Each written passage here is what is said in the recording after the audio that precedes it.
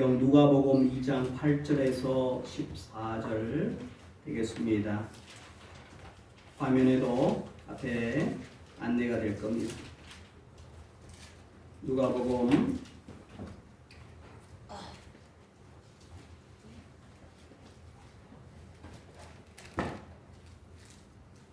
8절부터 14절까지 오늘은 제가 봉독할게요.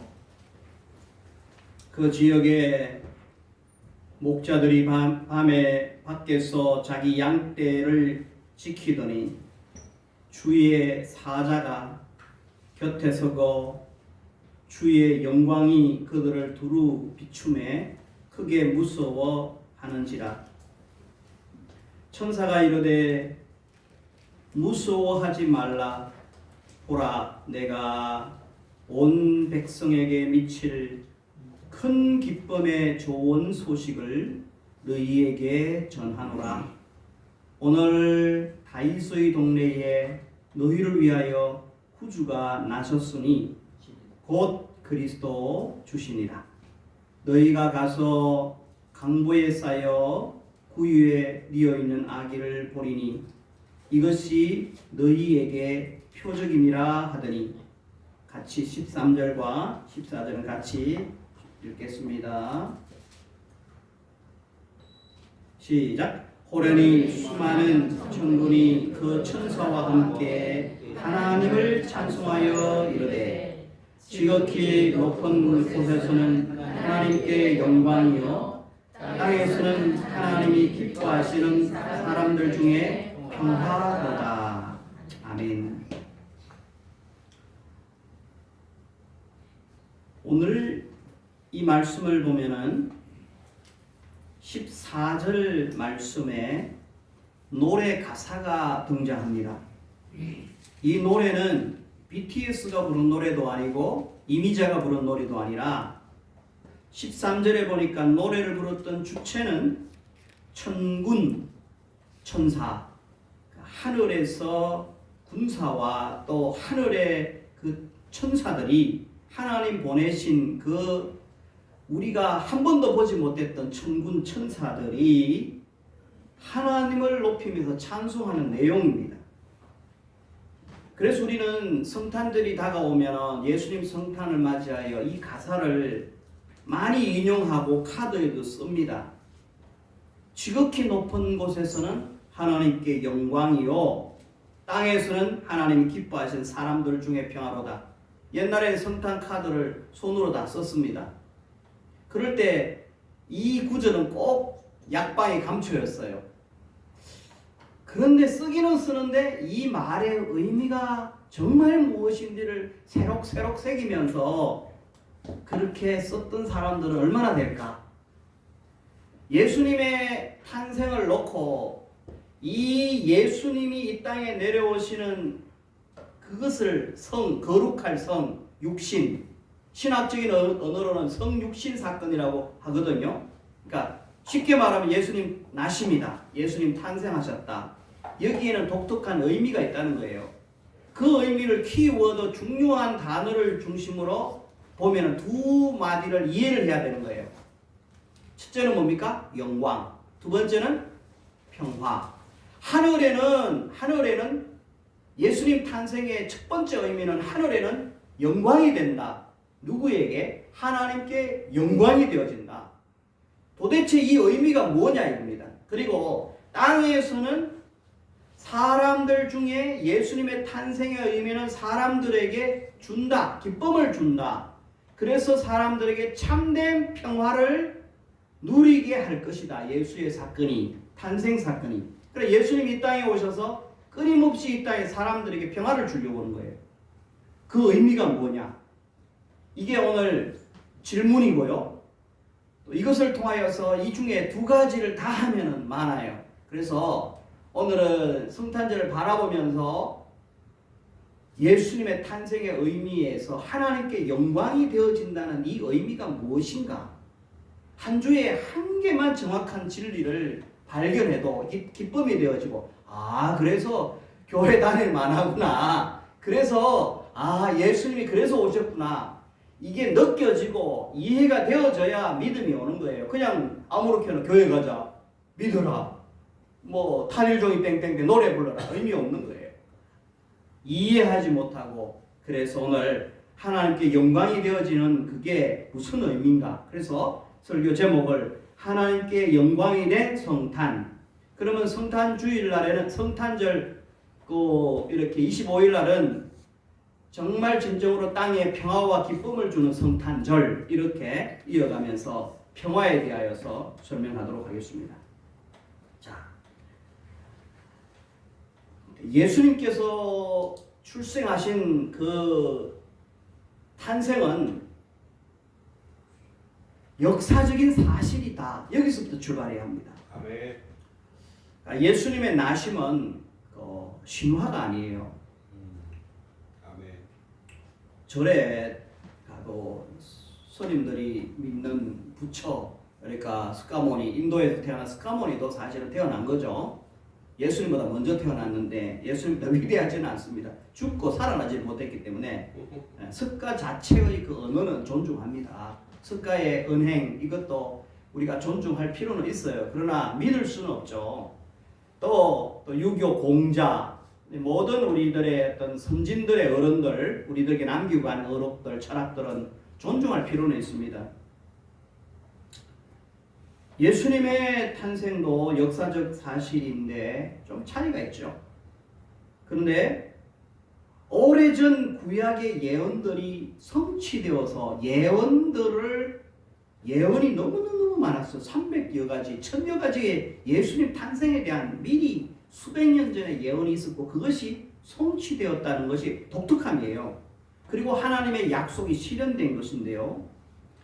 누가복음 1장, 2장, 3장 또 마태복음 1장, 2장을 읽어보노라면 예수님 탄생을 저음하여서 역사적인 그 배경을 좀 깔아주는데 일반 역사책처럼 그렇게 상세하지는 않아요. 그런데 눈에 독특하게 예수님 탄생할 때 그 당시 그 예수님이 탄생한 유대 땅을 통치했던 큰 영역 속에 그 이스라엘을 다스렸던 그 유대 왕을 소개를 하고요. 그리고 로마의 황제를 소개를 하는데 그러면서 그 황제들의 이야기를 소개하고 유대 땅에는 또 로마가 그 중동 지역을 다 그때는 장악을 했기 때문에 거기에 황제가 다 갈 수는 없잖아요. 그래서 영역을 지어서 뭐 괴산 지역, 또 수원 지역, 경기도 지역, 파주 지역 이렇게 어느 정도의 사이즈를 지역을 해서 요 정도는 네가 맡아라. 총독 누굴 임명하노라. 내가 못 가니까 내가 임명장을 주느라.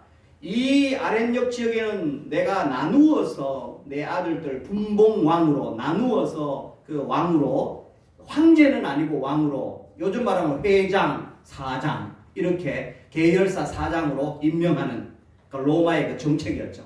그래서 유대 땅에는 분봉왕이 와 있었습니다. 자, 그 사람은 누구예요? 이름을 외우는 것도 중요하고 헤롯이죠만은 그 외우는 것도 중요하지만은 그때 그 사람들의 이름이 거론되었다는 것은 역사의 로마의 황제 이름과 예수님 탄생을 저음하여서 유대의 분봉왕 이름을 그렇게 기록했다는 것은 예수의 탄생이 역사적인 사실이고 팩트라는 것을 우리는 느껴야 되는 거예요. 그러면서 그 사람들이 그냥 그런가 보다가 아니라 굉장히 시기를 했습니다. 굉장히 질투를 했습니다. 그리고 예수님은 어쨌든 간에 참 왕이고 만왕의 왕이라는 것을 인정하기 싫은데 시기와 질투 속에 맥락 속에는 예수님이 진짜 태어났다는 것, 그리고 저 사람들이 예수님을 시기하고 질투했다는 역사적 팩트도 역시 우리는 느낄 수가 있는 겁니다.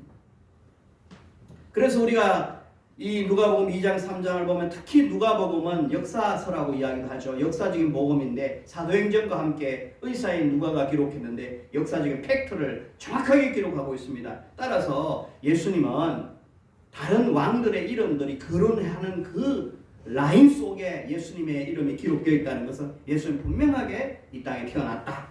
의심하고 또 막 그냥 예수님에 대해서 밀어내고 안 믿으려고 하는 사람들을 위해서 이렇게 서론적으로 이야기를 하는 겁니다. 우리 예수님은 영원한 왕으로, 시기할 만한 그런 왕으로 거부당하시고 또 미움당하시고 죽임당할 수밖에 없는 그런 구조 속에서 태어났다.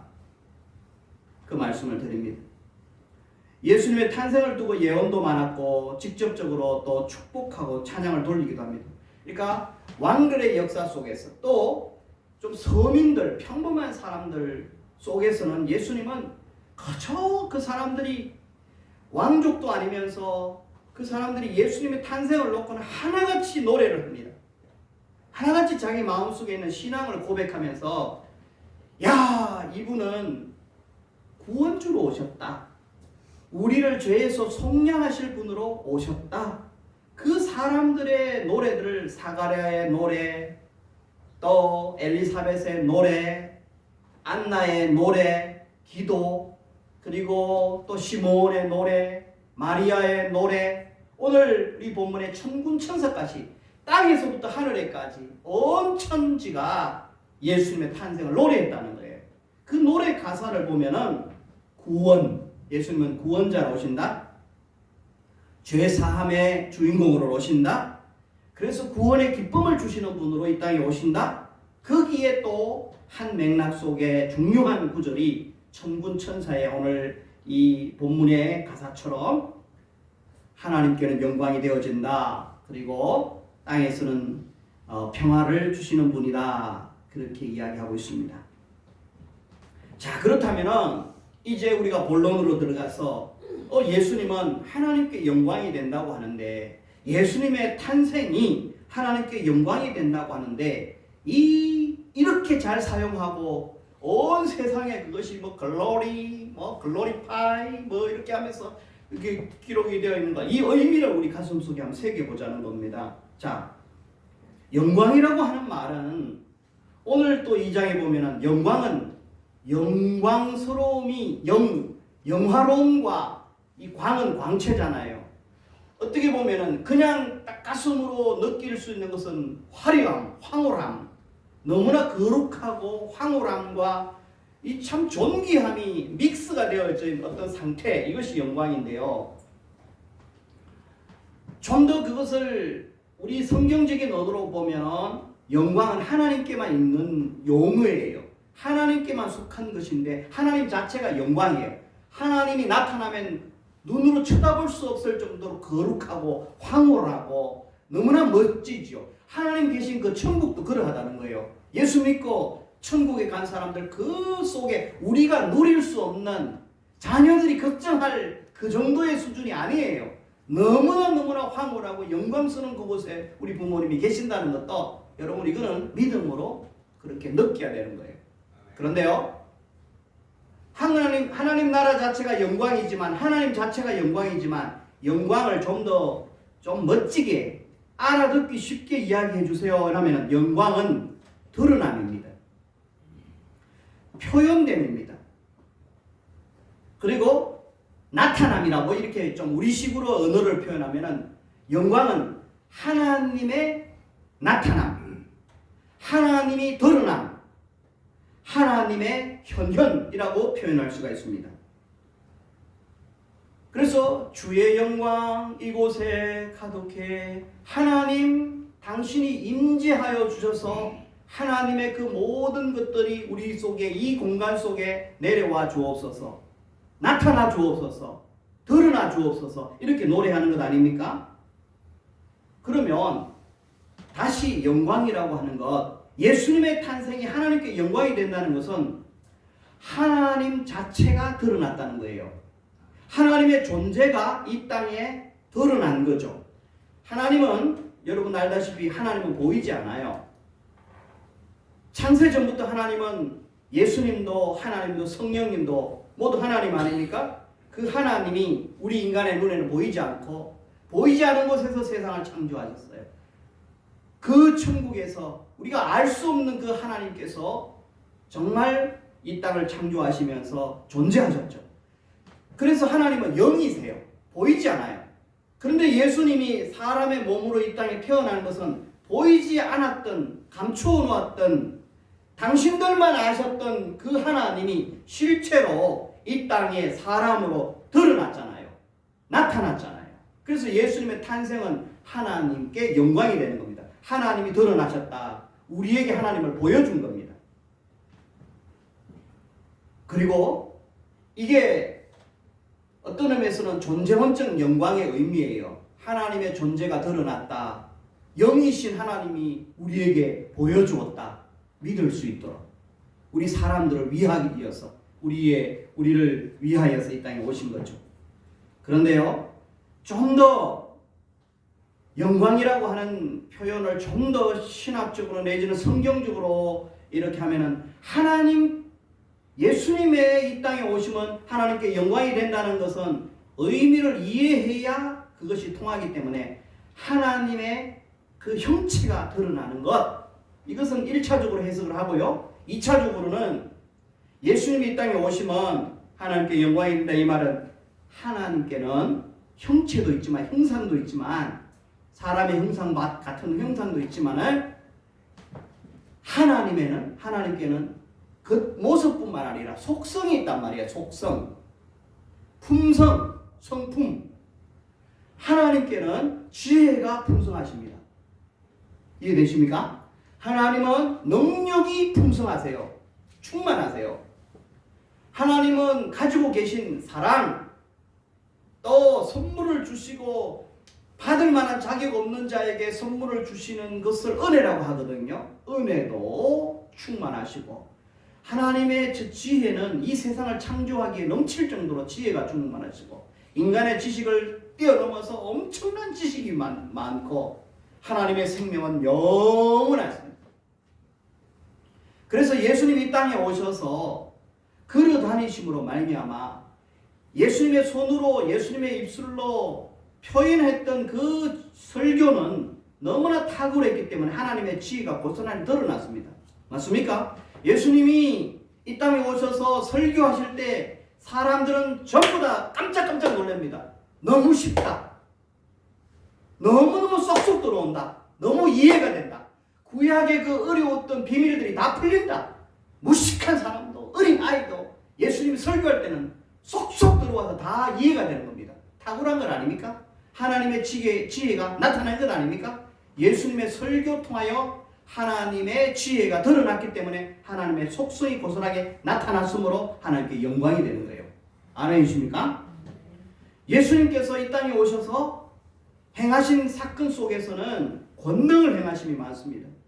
예수님이 말씀도 전하시고 또 예수님께서 이 땅에 오셔서 가난하고 불편한 인생들, 결핍된 인생들을 찾아다니면서 사람들 같으면은 이 약도 바르고 저 약도 바르고 하는데 중풍병자들 그런 사람들 한 번만 손대기만 하면 벌떡벌떡 일어납니다. 펼쳐집니다. 결핍이 다 풍성함으로 넘쳐버립니다. 건강이 회복되어집니다. 죽은 자의 생명에 단축된 그 생명도 예수님께서는 죽은 나사로를 살리시고 이 과부의 그 외아들도 살려내셔서 생명을 연장시켜버립니다. 그렇죠? 여기에 치유의 역사가 나타납니다. 예수님은 가르치심과 치유하심과 또 복음을 선포하심, 이 치유 속에는 하나님의 나라의 그 영원함, 하나님 나라의 풍성함을 그대로 이 땅에서 재현시켜 주시잖아요. 그래서 예수님의 치유 현상은 하나님께 영광이 되는 것입니다. 하나님의 능력을 그대로 고스란히 보여준 사건이 된다 이 말입니다. 그리고 예수님께서는 이 땅에서 정말 십자가에서 아무도 하지 않는 그 일을 사람들을 구원하기 위해서 하나님께서 예수님을 이 땅에 내보내시면서 당신의 미션, 당신의 첫 번째 임무는 영생을 주는 겁니다. 아멘. 저 사람들 나와 단절되었습니다. 죄로 인하여 나에게서 떠나갔습니다. 내가 미워할 사람, 내가 저주할 수밖에 없는 인생들입니다. 그런데 예수여, 당신이 내려가셔. 내가 선택하고 우리가 함께 선택했던 저 인생들을 위하여 당신이 죽어주시오. 그리고 피 흘려주시오. 이것을 해내야 되는 겁니다. 그냥 이 땅에 가서 하나님처럼 팔짱 끼고 왕관을 쓰시고 나는 죽기 싫어요, 그저 통치하고 싶어요, 이렇게 해도 되지만 이 땅에 오셔서 가난해지셨습니다. 이 땅에 오셔서 고난당하셨습니다.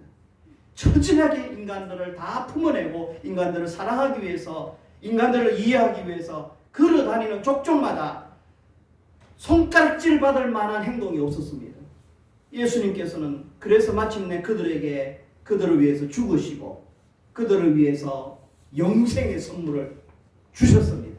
하나님께서 내게 주신 것을 다 행함으로 하나님의 그 분부와 하나님의 말씀을 그대로 이 땅에 와서 다 행함으로 말미암아 하나님을 드러냈습니다. 하나님의 뜻을 드러냈습니다. 그래서 그것이 영광이 되는 줄 믿습니다. 아멘.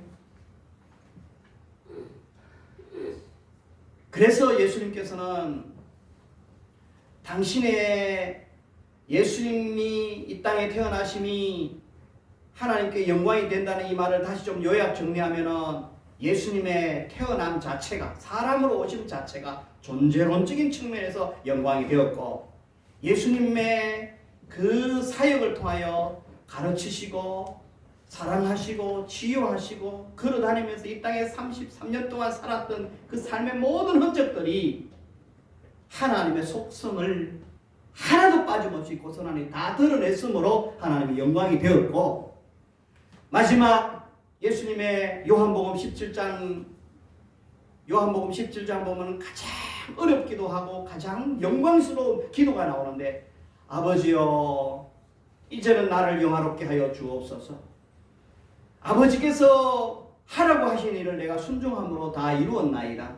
하나님이여 나를 영화롭게 하시고 저들도 영화롭게 해 주옵소서. 그런 대제사의 기도가 나오는 것을 볼 수가 있습니다. 그래서 예수님께서 이 땅에 오셔서 하나님의 사역을 다 고스란히 펼치시고 이루시는 그 모습 자체가 하나님께 영광이 되었다. 요한복음 1장 14절에 보면은 예수님이 이렇게 걸어갈 때에 보라 은혜와 진리가 충만하더라 이렇게 말씀합니다. 은혜가 진리가 충만하니까 하나님의 속성을 그대로 드러내실 분이다. 그래서 하나님께 영광이 되어진다. 이런 표현으로 이해를 하면 되겠습니다. 자, 여러분 그렇다면은 오늘 이제 예수님의 탄생이 그래서 우리 예수님은 이 땅에 오셔서 한마디로 하나님을 그대로 다 나타냈구나. 모습으로도 나타내고 삶으로도 나타내고 품성으로도 나타내고 사랑으로도 나타내고 지혜로도 나타내고 이렇게 하나님의 그 속성들을 그대로 드러내는 것이 나타내는 것이 하나님께 영광 돌리는 사건이구나. 그래서 예수님 자체가 걸어다니는 하나님의 영광인 줄 믿습니다.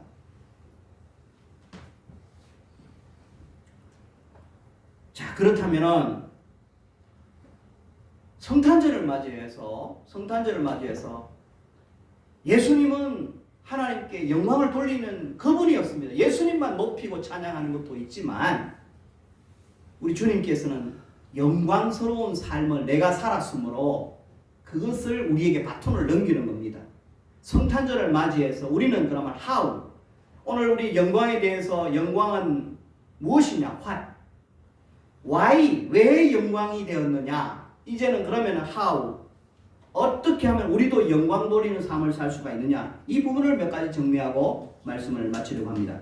여러분, 우리들도 이제는 하나님께 영광을 돌려야 되는데, 자, 그렇다면 첫 번째, 하나님께 영광 돌리는 성탄절이 되고 우리의 생애가 되려면 예수님처럼 사는 것입니다. 첫째, 예수님처럼 낮아지려고 하고, 예수님처럼 겸손하고, 예수님처럼 지혜롭고, 예수님처럼 편애하지 않고 사랑하고 섬기며 사는 이런 삶. 힘들지만 그렇게 살아야 되잖아요. 이게 예수의 삶이 있잖아요. 이렇게 되어지면은 하나님께서 웃으시는 것, 하나님께서 고개를 끄덕이는 것, 하나님이 인정하시는 것, 하나님 도장 찍으시는 것, 하나님 사인하시는 것, 이거는 그런 하나님께서 인정한다는 표현 아닙니까? 하나님의 위에서 그렇게 됐어, 너 좋아, 오케이, 사인이 벌어지고 하나님 이렇게 하시면은 이 땅의 사람들 웃습니다. 박수칩니다. 칭송합니다. 이 땅의 사람들이 저 사람 목사다워, 저 사람은 정말 교인다워, 저 사람은 정말 손해볼 줄도 알고, 저 사람 속에는 예수의 향기가 풍기네, 이러면 끝나는 거예요. 이게 쉽게 말하면 하나님께 영광 돌리는 삶이 되는 줄 믿습니다. 이런 삶을 살기를 주의 이름으로 축원합니다. 이게 바로 주님의 빛을 세상에 드러내는 것. 빛이 뭡니까? 착한 행동이잖아요. 예수님 믿는 사람은 좀 착해야 돼요. 헌신할 줄 알고 손해볼 줄도 알고 불의와 짝하면 안 되는 거예요. 선하고 공의롭고 정의롭게 사는 것이 소금으로 사는 것 아닙니까? 빛과 소금으로 살게 되어진다면 정말 소금 맛을 내고 정말 반짝반짝 불 꺼져가는 형광등이 아니라 정말 반짝반짝 빛나는 선한 행실로 말이며 세상 사람들이 바라보면 그 등대 역할을 하는 그것이 바로 하나님께 영광이 되어진다. 하나님을 반사하는 것이다. 아멘입니까? 네. 두 번째로 하나님의 말씀을 온전히 믿고 신뢰하면서 순종하면서 그렇게 하나님 뜻에 복종하며 사는 삶이 하나님께 영광 돌리는 삶이 되는 것입니다. 말씀이 널 이루어질 줄 믿고 말씀 붙들고 사는 인생. 내가 가진 철학, 불교, 유교 많은 서적들이 있지만 인간의 이야기들이잖아요. 그런 걸 의지하지 말고 영원히 흔들리지 않고 견고한 하나님 말씀 읽고 또 읽고 이 말씀대로 믿고, 그죠? 내 어머니 천국 갔다는 거 목사 이야기라고 생각하지 말고 성경 말씀에서 그렇게 이야기했기 때문에 전달하는 거예요. 공유하는 거예요. 그러면 아멘으로 믿어야 되는 거예요. 아멘. 할렐루야. 아멘. 네. 그래서 말씀 붙들고 사는 인생이 될 때 하나님께 영광 돌리는 삶이 된다는 거예요. 그리고 또 성경은 이 영광 돌리는 삶을 조금 더 확장시킵니다. 감사로 제사를 드리는 삶. 제사는 예배지요. 우리가 찬양과 경배를 드릴 때 시무룩하게도 드릴 수 있지만은 시편의 기자는 감사로 제사를 드린 자가 나를 영화롭게 한다. 영광은 명사형이고 glorify 영화롭게 한다는 것은 영광스럽게 살아가는 삶을 영화롭게 한다는 표현이에요. 그러므로 동방 박사들이 정말 아이고 예수님은 저렇게 먼 곳에 골짜기에 탄생하셔서 우리는 뭐 혀가 빠지도록 고생하게 만들어가지고 이런 선물 아이고 간에 내탱이 뿌리고 이렇게 하지 않았잖아요. 그들이 발걸음들은 먼 길을 찾아서 경배할 때도 감사했잖아요. 천군천사가 아이고 날개가 아파 이 땅에 내려와가지고 노래하면서 짜증 부리면서 감사로 제사를 드리잖아요. 찬양하잖아요. 여러분 교회에서 찬양할 때 밝아야 돼요. 감사하는 마음으로 찬양, 억지로 하면 안 돼요. 그래서 제가 쭉 이래 보면서 저는 정말 음정 박자 이것이 틀리느냐 기도할 때도 정말 제 마음속에는 저분이 감사함으로 기도하느냐 정말 똑바르게 하려고 형식적으로는 아니지만 정말 감사하는 마음이 졸졸졸졸 밑바탕에 흐르면서 그렇게 예배하고 감사하고 기도하고 헌신하고 봉사하고 헌금하는 거 이걸 저뿐만 아니라 하나님께서는 그게 나를 영화롭게 한다는 겁니다. 여러분 우리가 헌신하고 무슨 삶을 살 때도 섬길 때도 정말 우리 삶도 예배잖아요. 감사하는 마음으로 살 때 하나님께 영광이 된다는 사실을 꼭 믿으시기 바랍니다. 그리고 네 번째는 삶으로 증명해라. 하나님의 속성, 품성, 예수님만 하나님의 속성을 드러내는 것이 아니라 우리들도 여러분 모든 삶은 힘들고 어렵잖아요. 정말 이게 정말 중요한 것 같아요. 어려운 상황이 덮쳐와도 그 속에서 하나님을 신뢰하면서 간정하면서 살아가는 삶. 이 표현을 다시 한 번 더 제가 말씀드리겠습니다. 하나님께 영광을 돌리는 실제적인 삶은 뭐냐? 보너스가 나오고 돈이 한 달에 1억씩 들어오고 또 뭐 좋은 차, 집, 뭐 주식하고 나면 뻥뻥 오르고 이럴 때에 막 룰루랄라 하는 건 누가 못합니까? 어려움 속에서 형제들 속에서 어머니 모시고 최선을 다하는데 조금만 더 사셨으면 좋겠는데 그죠? 우리 자식 입장에서는 저희 어머니도 지금 88세 95세 산다 할지라도 5살만 더 건강하게 사셨으면 이게 자식 마음이에요. 또 살다 보면 늘 부자로 살 수는 없잖아요. 또 살다 보면 늘 건강할 수도 없잖아요. 어려운 상황이 기쁜 상황도 닥쳐오지만 인생은 정말 곤고하고 어려운 상황들이 갈등스러운 상황들이 와요. 그럴 때에 하나님께 영광에 돌리는 사람 그럴 때도 하나님을 신뢰하며 간정하는 삶을 살아라 이거예요. 보십시오. 이 관점으로 성경을 읽어나가 보십시오. 요셉, 사가랴, 마리아 그들이 하나님이 찾아왔을 때 모두가 다 아멘 할렐루야 상황이 다 좋았습니까? 구약의 요셉, 다윗, 모세, 성경에 긍정적으로 나타나는 인물들은 하나같이 어려운 상황 속에서 하나님을 신뢰했습니다. 그리고 하나님을 간증했습니다. 노래로, 시로, 삶으로, 인내로, 침묵으로 간증했습니다. 어려울 때 넘어지고, 어려울 때 자빠지고, 어려울 때 죄짓고, 어려울 때 하나님 떠나고, 방황하고, 침체하고, 하나님 멀리하고, 작은 머리로 그 무한한 하나님을 반항하면서 하나님을 향하여 도망치듯이 그렇게 살아가는 인생들은 성경에도 그런 인생들도 기록했지만 밝게 기록하진 않았어요. 그런데 하나님께 영광 돌리는 삶을 살았던 사람들의 스토리가 성경 속에 기록되어 있어요. 그것은 곧 여러분들도 저도 그렇게 살아가는 거예요. 하나님께 영광 돌리는 삶은 좋을 때가 아니라 요나처럼 곤고하고 욥처럼 힘들 때도 하나님을 신뢰하며 간증할 수 있는, 내가 그 어려운 상황이지만 나는 하나님을 이렇게 믿고 하나님을 힘든 상황에서 하나님을 신뢰하고 그리고 내가 이겨냈습니다. 이런 노래와 간증을 이야기할 수 있는 이런 삶을 살 때 하나님께 영광 돌리는 삶을 산다. 이렇게 이야기할 수가 있습니다. 그리고 우리의 받은 은사, 예수님의 그 사역을 그대로 이어나갈 때 우리는 하나님께 영광을 돌리는 삶을 살 수 있습니다. 요 이야기는 25일 날 해도 괜찮겠습니다. 사랑하는 성도 여러분, 예수님의 품성, 하나님의 품성, 또 정말 중요한 것은 어려운 상황 속에서도 하나님 신뢰하십시오. 말씀 신뢰하십시오. 그리고 살아내십시오. 그리고 간증하십시오. 그렇게 살 때 하나님께서는 우리를 하나님께 영광을 돌리는 인생이 되었노라 그러면서 면류관을 씌워주시고 기뻐하시는 줄 믿습니다. 예수님이 그렇게 이 땅에서 하나님께 영광을 돌리는 삶을 산 것처럼 우리들도 예수님처럼 살도록 노력하는 저와 여러분 되시기를 주의 이름으로 축원합니다. 하나님 아버지 감사합니다. 하나님께 영광이 된 예수님처럼 우리들도 이 땅에서 하나님을 신뢰하며 말씀을 신뢰하며 이웃을 진심으로 사랑하며 지역사회를 위해서 찾아갈 곳에 찾아가고 소외된 곳에 찾아가고 정의가 없는 곳에 정의를 씨를 뿌리고 공의를 펼치는 그런 이 민족 교회 우리 성도들 되게 하여 주옵소서. 하나님께 영광 돌리는 남은 생애가 되게 하실 줄 믿고 예수님의 이름으로 기도하옵나이다. 아멘.